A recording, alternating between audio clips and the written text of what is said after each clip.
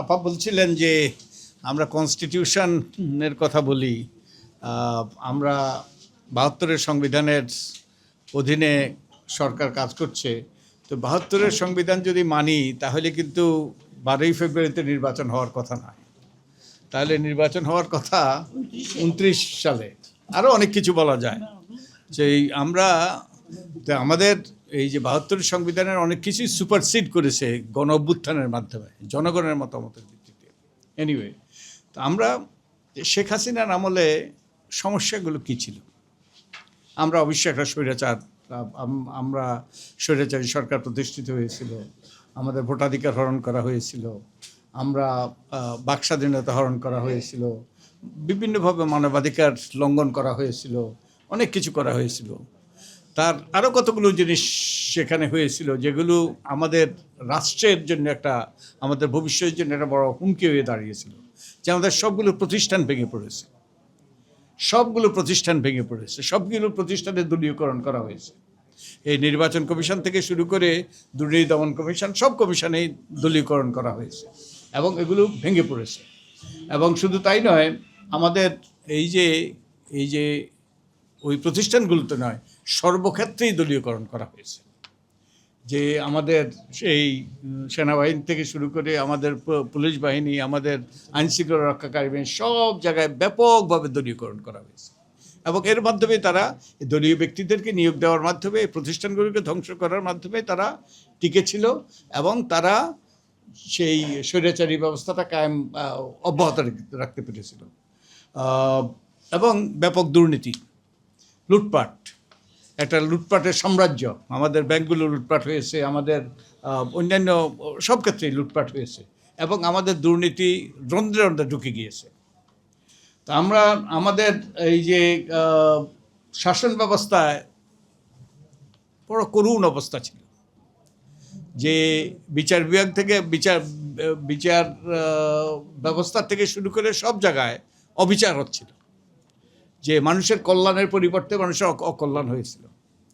তো আমরা সেই অবস্থা থেকে উত্তরণের জন্য, যে এই একটা দুঃসহ পরিস্থিতি ছিল, সেই অবস্থা উত্তরণের জন্যই আমরা একটা গণ অভ্যুত্থান হয়েছিল।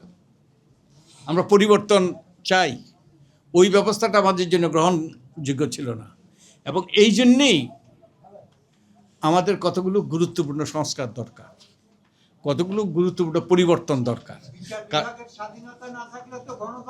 অবশ্যই অবশ্যই অবশ্যই অবশ্যই এবং আমরা এই সংস্কারগুলোর উদ্দেশ্য হলো যে পুরনো পথে যেন আমরা না হাঁটি।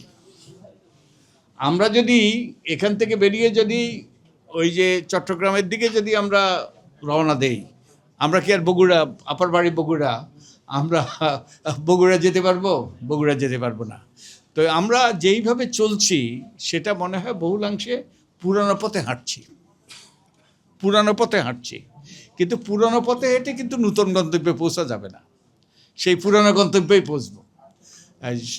আমাদের যেই তার মানে কি, আমাদের যে বর্তমানে সাংবিধানিক বিধান অব্যাহত রেখে, আইনি কাঠামো অব্যাহত রেখে যেই রকম চর্চা আমরা করেছি আমাদের এই প্রশাসনিক ব্যবস্থায়, সেই রকম চর্চা অব্যাহত রাখলে আমরা আবারও সেই দিকেই অগ্রসর হব। তো আমাদের এই জন্যেই কিন্তু সংস্কার দরকার ছিল। এবং এই জন্যেই, যেটা আমি এখন পর্যন্ত অপেক্ষা করছি, আমাদের মাননীয় প্রধানমন্ত্রী যখন এসেছিলেন তখন তিনি একটা বক্তব্য দিয়েছিলেন যেটা অনেকের কাছেই আশাবাদ সৃষ্টি করেছিল। আই হ্যাভ এ প্ল্যান, তার একটা পরিকল্পনা আছে। তো এই আমার আকাঙ্ক্ষা ছিল এই পরিকল্পনার মাধ্যমে এই যে অনাচার, অবিচার, ভেঙে পড়া, এই যে সব কিছু ভঙ্গুর অবস্থা, তার থেকে উত্তরণের জন্য তার একটা পরিকল্পনা ছিল এবং সেই পরিকল্পনা বাস্তবায়ন করবেন। এবং এই পরিকল্পনা বাস্তবায়নের জন্যই তার মানে কতগুলো পরিবর্তন আনতে হবে, কতগুলো সংস্কার করতে হবে, কতগুলো ভিন্নভাবে আমাদের যেভাবে করে আসছি তার ভিন্নভাবে করতে হবে। যেমন এই যে আমাদের এই যে দুর্নীতি, আমাদের এই কতগুলো মন্ত্রণালয়, সেই শিক্ষা থেকে আরম্ভ করে এই যে কি ওই যে স্বাস্থ্য, তারপরে আরও অনেকগুলো মন্ত্রণালয় আছে, দুর্নীতির আখড়া। এই যে আমাদের একটা বাজেট তৈরি হয়েছে, তো এগুলোতে আমরা কিছু ব্যবস্থা নিয়েছি। আমাদের দরকার ছিল বাজেটটা এমনভাবে করা যাতে এগুলো আমরা ঢেলে সাজাই, আবার নতুন করে সাজাই, যাতে এই যেই অবস্থা আমাদেরকে এই অবক্ষয়ের মধ্যে নিয়ে এসছে তার থেকে আমরা উত্তরণ ঘটাই।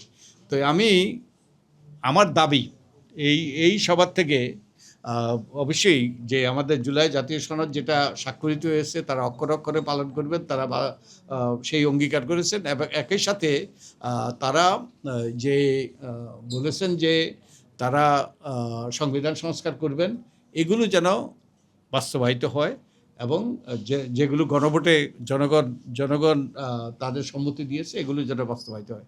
একই সাথে যে মাননীয় প্রধানমন্ত্রী যে পরিকল্পনার কথা বলছেন, আমার দাবি হলো আমরা সেই পরিকল্পনাটা দেখতে চাই, যত দ্রুত তিনি এই পরিকল্পনাটা প্রকাশ করেন এবং পরিকল্পনাটা প্রকাশ করে তিনি আমাদের যেই অবস্থা, যে দুঃস্ব অবস্থা আমাদেরকে জুলাই অভ্যুত্থানের দিকে নিয়ে গিয়েছিল। অনেকে রক্ত দিয়েছে, আমাদের 1400 প্রাণ তারা বিসর্জন দিয়েছে, 1400 প্রাণ বিসর্জন দিয়েছে। আমরা এখন রক্তের উপর দাঁড়িয়ে আছি। তার থেকে উত্তরণের জন্য আমি ওনার কাছে দাবি করব তিনি যেন আমাদের কাছে তার প্ল্যানটা, তার পরিকল্পনাটা যেন উন্মোচন করেন এবং কি পরিবর্তন করবেন এই প্ল্যানের মাধ্যমে সেগুলো যেন আমাদের কাছে তিনি তুলে ধরেন। আমরা সর্বতভাবে তিনি যদি সেই রকম পরিকল্পনা করেন এবং সেই জনকল্যাণে যদি তিনি যে পদক্ষেপ নেন, আমরা সবাই সানন্দে সহায়তা করব, আমরা সর্বরকম সহায়তা করব। তো আমার আহ্বান থাকবে তিনি যেন সেই পরিকল্পনাটা প্রণয়ন করেন। আর আপনারা জানেন যে আমরা সুজন আমরা একটা নাগরিক সংগঠন, আমরা একটা স্বেচ্ছাসেবী সংগঠন। আমরা যে নাগরিকদের কল্যাণের স্বার্থে আমরা সোচ্চার ভূমিকা পালন করি। আমরা এই যে কোনো দলের পক্ষে নই, কোনো দলের বিপক্ষে নই, এবং আমরা আমরা যেভাবে দেখি সত্য বলার চেষ্টা করি, যার জন্য আমরা অনেক গালিগালার শিকার হই, অনেক অপপ্রচারের শিকার হই। তাতে কিছু যায় আসে না। আমরা আমাদের সত্য কথা, আমরা যেটা মনে করি সত্য মানুষের কল্যাণে, সেটা করে যাব। আপনাদেরকে সকলকে ধন্যবাদ। আমাদের গণমাধ্যমের অনেক বন্ধুরা এসছেন। আমরা দেখি হয়তো ভবিষ্যতে আমরা আরও ভিন্ন ওই যে ভেন্যুতে আমরা হয়তো অনুষ্ঠান করব। তো আপনাদেরকে অনেক ধন্যবাদ। ওকে।